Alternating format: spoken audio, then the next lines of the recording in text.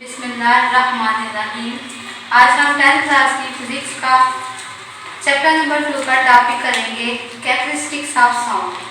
Lecture number है हमारा 15। तो टॉपिक हमारा है कैरेक्टरिस्टिक्स ऑफ साउंड यानी साउंड की खसूसियात। इससे पहले हम साउंड की एक खसूसियात पढ़ चुके हैं, लाउडनेस ऑफ साउंड, के साउंड की लाउडनेस कैसी होनी चाहिए। लाउडनेस जो है वो असल में होती क्या है, एक मध्यम और एक ऊंची आवाज़ में फ़र्क को हम कहते हैं इसकी लाउडनेस है। हमें कैसे पता चलता है कि आवाज़ इतनी ऊंची है, आवाज़ इतनी कम है, किसी बच्चे की आवाज़ है, किसी औरत की आवाज़ है, तो ये उसकी हमें कैरेक्टरिस्टिक्स जो है वो उसकी लाउडनेस से पता चलता है। आज हम उसकी दूसरी कैरेक्टरिस्टिक्स पढ़ेंगे, इंटेंसिटी ऑफ साउंड। इंटेंसिटी का मतलब होता है शिद्दत किसी चीज़ की। तो इंटेंसिटी ऑफ साउंड से मुराद है आवाज़ की शिद्दत, यानी कितनी शिद्दत की आवाज़ जो है वो इंसानी कान जो है वो आसानी से सुन सकता है। कौन सी आवाज़ ऐसी है जो नहीं सुन सकता, कौन सी आवाज़ है जो बच्चे जो है आसानी से सुन सकते हैं, बूढ़े नहीं सुन सकते। कितनी इंटेंसिटी लेवल की आवाज़ जो है वो आसानी से औरत या बच्चे जो है वो सुन सकते हैं। तो वो सारी इंटेंसिटी और शिद्दत वो हम इस टॉपिक में डिस्कस करेंगे। तो सबसे पहले आपको पता है कि साउंड जो है वो किसी भी वाइब्रेटिंग बॉडी से प्रोड्यूस होती है, यानी जब कोई भी बॉडी वाइब्रेट करती है तो उससे क्या प्रोड्यूस होती है, साउंड। बेसिकली होता क्या है, साउंड में एनर्जी ट्रांसफर होती है। जैसे कि अगर कोई भी बॉडी है, जब हम उसको वाइब्रेट करवाते हैं अपने हाथ से या और किसी भी चीज़ से, तो हमारे वो हाथ या हमारी मसल जो है उसकी एनर्जी जो है वो यूज़ होती है। वो एनर्जी जो है उस बॉडी के अंदर जाती है, जिसकी वजह से वो बॉडी वाइब्रेट करती है और साउंड प्रोड्यूस होती है। अब हमारे मसल्स की एनर्जी जब बॉडी को ट्रांसफ़र हुई तो बॉडी से साउंड प्रोड्यूस हो, इसका मतलब वो एनर्जी ट्रांसफ़र होगी क्या बनती है, साउंड। तो साउंड बेसिकली क्या है, एनर्जी ट्रांसफ़र है जो हमारे हाथ या मसल से ट्रांसफ़र हुई है।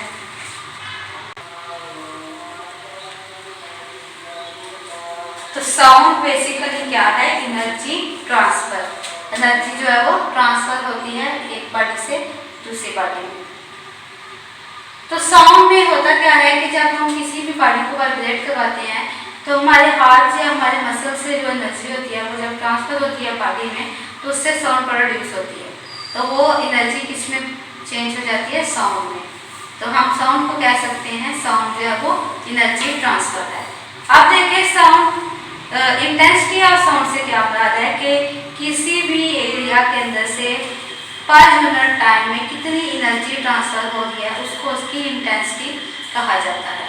अगर डेफिनेशन इसकी देखें, एनर्जी पासिंग पर second through a unit area, किसी भी एरिया के अंदर से टाइम पर यूनिट टाइम या सेकेंड में जो एनर्जी ट्रांसफर हो रही है या गुजर रही है हेड परपेंडिकुलर, जो कि परपेंडिकुलर होनी चाहिए to the direction of propagation of wave की डायरेक्शन के, यानी जिस डायरेक्शन में वेव प्रोपोगेट कर रही है, वेव मूव कर रही है, वेव जा रही है, उस डायरेक्शन के वो हमेशा परपेंडिकुलर होनी चाहिए। इसको हम समझते हैं फार्मूला वाला यूनिट की मदद से।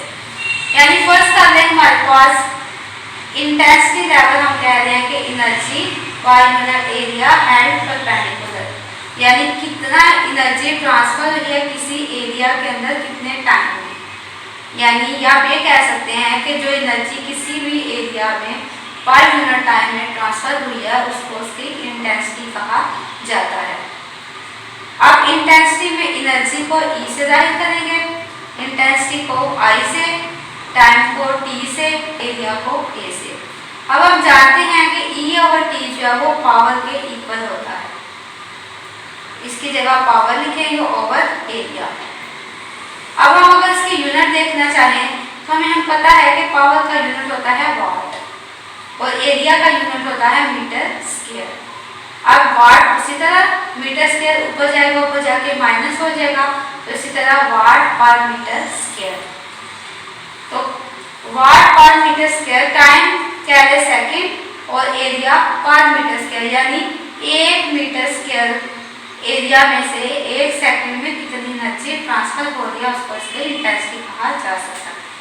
अगर हम एग्जांपल से देखें कि फर्स्ट काल हमारे पास एक ड्रम है, जब हम इसको बीट करते हैं तो इस तरह से इसमें एनर्जी ऐसे ट्रांसफर होती है या साउंड वेव्स पर ये हमारा कान है, ठीक है, हमारे कान तक पहुंचती है। ये हमारा कान तो ये इतना एरिया, ठीक है, हमारे कान का एरिया। अब जब एनर्जी यहाँ से ट्रांसफर होके यहाँ तक जाएगी, इस एरिया से गुजरते जाएगी, तो कितने टाइम में, यानी इस एरिया के अंदर से पर यूनिट टाइम में जितनी भी एनर्जी गुजरी होगी उसको हम बोलेंगे उसकी इंटेंसिटी। और दूसरी बात, ये एरिया हमेशा इसके डायरेक्शन के परपेंडिकुलर होना चाहिए। क्या हम ला रहे हैं कि ये हमारा कान इस डायरेक्शन में है, ये इसका एरिया, और वेव की डायरेक्शन है ये, तो दोनों के दरमियान जो है वो 90 का एंगल बनना चाहिए। परपेंडिकुलर से मुराद बिल्कुल सीधा जो 90 का एंगल बना रहा होता है। अगर हम बात करेंगे, ये एरिया है हमारे कान का, ठीक है, अब ये इस तरह हमारे कान का ये एरिया इस तरह है, और जबकि वेव की डायरेक्शन ये लाइन डायरेक्शन को शो कर रही है कि इस तरह वेव प्रोपोगेट कर रही है, तो उसकी डायरेक्शन ये है, हमारे कान का एरिया इस तरह है, तो दोनों एक दूसरे के दरमियान कितने का एंगल बना रहे हैं, 90 का। तो एरिया हमेशा जो है वो उसके डायरेक्शन के परपेंडिकुलर होना चाहिए, 90 का एंगल बनाना चाहिए। तो ये दोनों कंडीशन हमारे फुलफिल हो गई हैं। एक एनर्जी जितने एरिया से कितने टाइम में गुजर रही है, और दूसरा परपेंडिकुलर है direction of propagation of waves के, तो उसको इसकी इंटेंसिटी जो है वो लेवल कहा जाता है, इंटेंसिटी कहा जाता है। अब दूसरी चीज है intensity level, sound intensity level, यानी उस साउंड का कोई ना कोई एक लेवल होता है कि किस लेवल तक वो आवाज़ हमें सुनाई आसानी से दे सकती है। अगर वो लेवल कम हो जाए तो वो आवाज़ हमें सुनाई नहीं देती। जैसे इंसान बच्चा है, तो एक बच्चा जो है वो कितनी आवाज़ को आसानी से सुन सकता है, और एक बूढ़ा आदमी है तो वो कितनी आवाज़ को आसानी से, किस लेवल तक कितनी आवाज़ को वो सुन सकता है, वो हम देखते हैं इस टॉपिक के अंदर। अब देखिए, अगर हम फर्स्ट खाली हम चीख मारते हैं बच्चे के कान के अंदर, तो वो उस चीख को जो है वो सुन सकता है आसानी से, लेकिन उसी इंटेंसिटी लेवल की, उसी लेवल की चीज़ अगर हम किसी बूढ़े के कान में मारेंगे तो वो उसको उतनी जो है वो आवाज़ को नहीं सुन सकेगा, उसको वो आवाज़ कम शिद्दत की सुनाई देगी। तो किस लेवल तक कितनी आवाज़ जो है वो आसानी से इंसानी कान सुन सकता है, वो हम देखते हैं इस टॉपिक के अंदर। तो ह्यूमन ईयर की रेंज फॉर इंटेंसिटी, कि इंसानी कान कितनी रेंज तक जो है, कितनी इंटेंसिटी तक आवाज़ को सुन सकता है। तो आप याद रखिएगा कि इंसानी कान जो है वो 1 वाट या पर मीटर स्क्वायर से लेके 10⁻⁻12 मीटर पर स्क्वायर वाट पर मीटर स्क्वायर तक इंसानी कान को जो है वो आवाज़ को सुन सकता है। अब सबसे फेटेस्ट ऑडिबल साउंड होती है 10⁻⁻12। ये इंपॉर्टेंट पॉइंट है, आपने याद रखना है कि फेटेस्ट ऑडिबल साउंड जो है वो कितनी होती है, 10⁻⁻12, यानी इससे मध्यम आवाज़ अगर हो जाए, 10⁻⁻13 हो जाए, -14 हो जाए, तो वो इंसानी कान जो है वो नहीं सुन सकता। तो फेटेस्ट साउंड ऑडिबल से मुराद सबसे मध्यम आवाज़, वो मध्यम आवाज़ जो इंसानी कान जो है वो सुन सकता है, उससे ज़्यादा मध्यम हो जाए तो वो नहीं सुन सकता है। वो कितनी रेंज है उसकी, 10⁻⁻12। अब इसके इस रेंज के अंदर 1 से लेके -12 तक जितनी भी रेंज में आवाज़ आएगी वो इंसानी कान सुन सकेगा। 1 हो गया 10⁻10, -11, -9, -8, तो इतनी सारी रेंज की आवाज़ें जो है वो सुनी जा सकती हैं। इस रेंज से अगर मध्यम आवाज़ हो जाए तो वो इंसानी कान नहीं सुन सकता। तो आप कह सकते हैं कि फेंट sound that human ear can hear, वो मध्यम आवाज़ जो इंसानी कान सुन सकता है उसको कहते हैं THO। THO से मुराद है थ्रेशोल्ड ऑफ हियरिंग, कि थ्रेशोल्ड ऑफ हियरिंग वो आवाज़ होती है जो इंसानी कान जो है वो मध्यम आवाज़ जो इंसानी कान आसानी से सुन सकता है, उससे ज़्यादा मध्यम हो जाए तो वो नहीं सुन सकता। और अगर इसका साउंड लेवल देखना चाहें तो वो 0 डेसिबल के इक्वल होता है। तो फिर लाउडनेस जो किस पे डिपेंड करती है, इंटेंसिटी पे भी डिपेंड करती है, plus physical condition of year, इंसानी कान की कंडीशन पे भी डिपेंड करती है कि वो कान जो है वो किस तरह का है, किसी बच्चे का कान है, किसी बूढ़े का कान है, किसी औरत का कान है, या कोई कान में कोई डैमेज तो नहीं, तो मसला तो नहीं, तो वो उस पर भी डिपेंड करती है।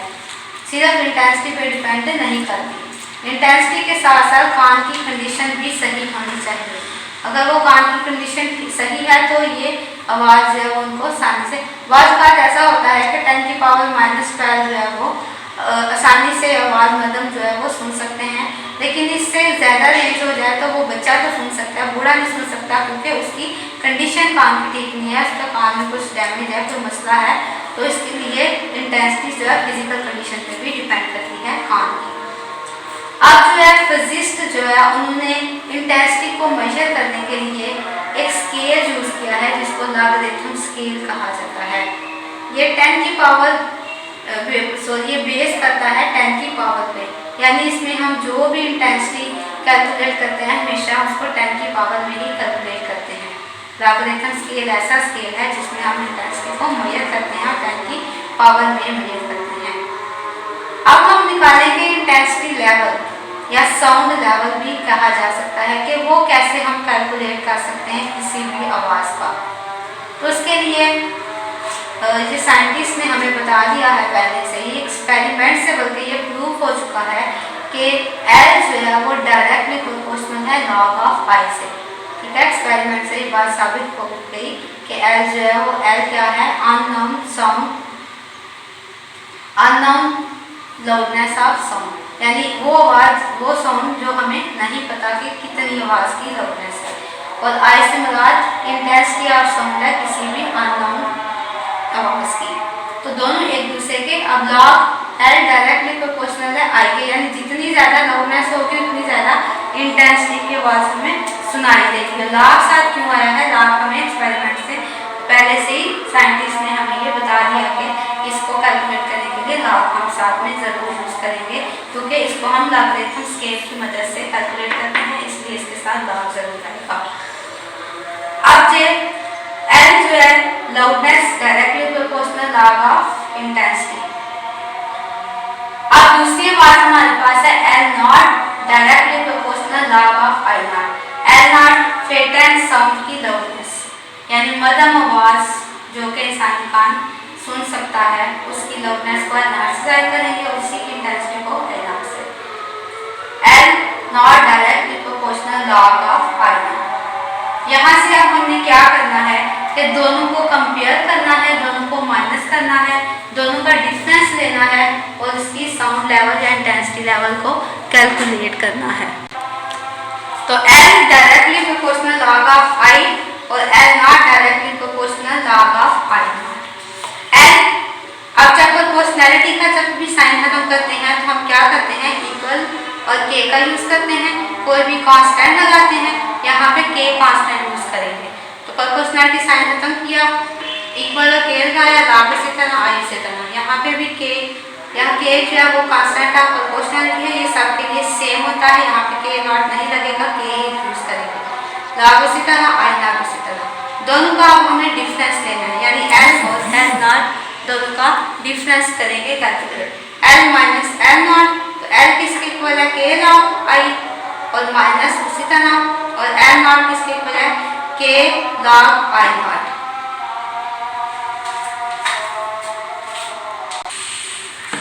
दोनों का डिफरेंस लेंगे तो यहाँ पे के और के कांस्टेंट जो है दोनों कॉमन आ रहा है, के कॉमन ले लिया, log I minus log I. अब यहाँ पे प्रॉपर्टी ऑफ लॉग यूज करेंगे। हमने पढ़ा है कि प्रॉपर्टी ऑफ लॉग क्या होता है कि जब भी दोनों तरफ लॉग आ जाए, दरमियान में माइनस हो, तो उसको एक दफ़ा लॉग लिखते हैं और अगली दोनों तरफ को इस तरह डिवाइड करके लिखा जाता है। तो के इसी तरह दोनों लॉग को एक दफ़ा लिखा, आई ओवर आई नॉट, ये लॉग की प्रॉपर्टी है, इसको हम ऐसे यूज़ करते हैं। अब I L minus I not को साउंड लेवल या फिर इंटेंसिटी लेवल कहा जाता है, और वो किसके इक्वल है, के log I over I not. अब यूनिट ऑफ के कैलकुलेट करते हैं, इस कांस्टेंट की यूनिट, वो कैसे करेंगे, के इसी तरह इधर ही रहेगा, ये सारा जब मल्टीप्लाई होगा इस तरह जाके साउंड लेवल के साथ डिवाइड हो जाएगा सारा फैक्टर लॉग वाला।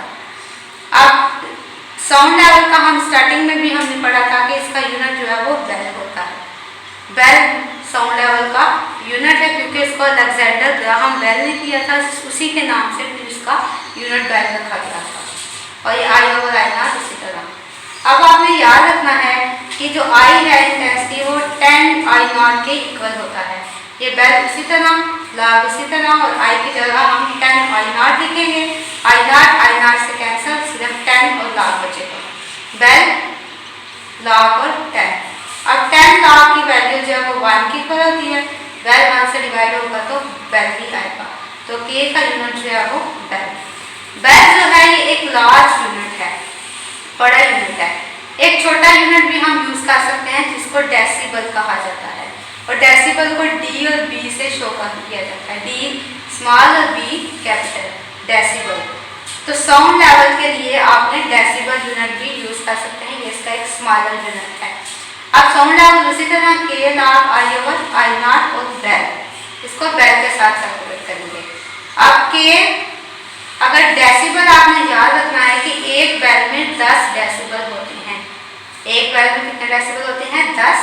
तो ये के उसी तरह ये 10, और अगर इसको डेसिबल में करना है तो जब डेसिबल लिखेंगे 10 डेसिबल, ठीक है। 10 हमने लॉग के पीछे लिख दिया है, के log I over I not. के जो है वो 1 के इक्वल होता है, तो अगर इसका 1 करना चाहें तो ये के यहाँ से खत्म हो जाएगा, के की जगह 1 लिखेंगे, 1 मल्टीप्लाई होकर खत्म हो जाएगा।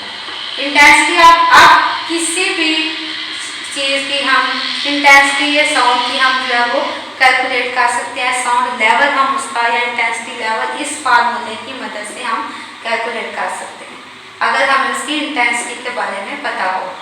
इंटेंसिटी फेड साउंड की तो हमें पता है 10 की पावर -12 है, ये फिक्स है। अगर हमें जिसकी हमने कैलकुलेट करनी है उसकी इंटेंसिटी का पता हो तो हम उसकी इंटेंसिटी लेवल या साउंड लेवल कैलकुलेट कर सकते हैं। जैसे हमारे पास रसलिंग लीव है, पत्तों के साथ सलाहट की आवाज़ है, तो वो हमारे पास उसकी इंटेंसिटी 10 की पावर -11 है। बुक पे आपके साइड पे एक बॉक्स दिया गया है, वहाँ पे मुख्तलिफ इंटेंसिटी भी दी गई है और उनकी इंटेंसिटी लेवल भी दिए गए हैं। तो वो इंटेंसिटी लेवल कैसे कैलकुलेट किए गए हैं वो इस फार्मूले की मदद से। हम उसमें से सिर्फ एक जो है वो कैलकुलेट करके देखते हैं कि वो कैसे हम इंटेंसिटी लेवल या साउंड लेवल कैलकुलेट कर सकते हैं, बाकी सारे आप खुद कैलकुलेट करके देख सकते हैं। तो रसलिंग लीव जो है पत्तों की सलाहट की इंटेंसिटी हमें बता दी गई 10 की पावर -11 वाट पर मीटर स्क्वायर। इंटेंसिटी लेवल उसी तरह 10, ये उसी तरह फार्मूला यूज किया कि एक वैल्यू 1 है और लाभ उसी तरह आई इंटेंसिटी जो 10 की पावर -11 डेसिबल उसका यूनिट और आई नॉट की 10 की पावर -12। अब ये 10 और लाभ उसी तरह, इन दोनों को जब डिवाइड करेंगे तो क्या आएगा, ये 10 के इक्वल आ जाएगा, तो ये डेसिबल उसी तरह। अब यहाँ से 10 उसी तरह और लाभ 10 की जो वैल्यू है वो 1 के इक्वल है और ये डेसिबल उसी तरह। 10 1 से मल्टीप्लाई होगा 10 ही आएगा और ये डेसिबल उसी तरह। इंटेंसिटी लेवल रसलिंग लीव का कितना आ गया? 10 डेसिबल। इसी तरह विस्परिंग का मालूम कर सकते हैं, फेंट साउंड का मालूम कर सकते हैं और मुख्तलिफ चीज़ों का इंटेंसिटी लेवल जो है वो मालूम कर सकते हैं अगर उसकी इंटेंसिटी आपको पता है। तो इस फार्मूले की मदद से हमने रसलिंग लीव का कितना इंटेंसिटी लेवल निकाल लिया? 10 डेसिबल। तो आपने याद रखना है कि साउंड लेवल किसी भी चीज़ का अगर कैलकुलेट करना हो या इंटेंसिटी लेवल तो इस फार्मूले की मदद से आप कैलकुलेट कर सकते हैं अगर आपको इंटेंसिटी बता दी जाए। तो क्या पढ़ा हमने आज? इंटेंसिटी ऑफ साउंड के बारे में। इंटेंसिटी ऑफ साउंड हमने क्या पढ़ा कि कितनी एनर्जी जो है किसी भी एरिया के अंदर से कितने टाइम में गुजर रही है उसको उसकी इंटेंसिटी कहा जाता है। फिर हमने उसका फार्मूला पढ़ा, फार्मूले के बाद हमने उसकी यूनिट को पढ़ा वाट पर मीटर स्क्वायर।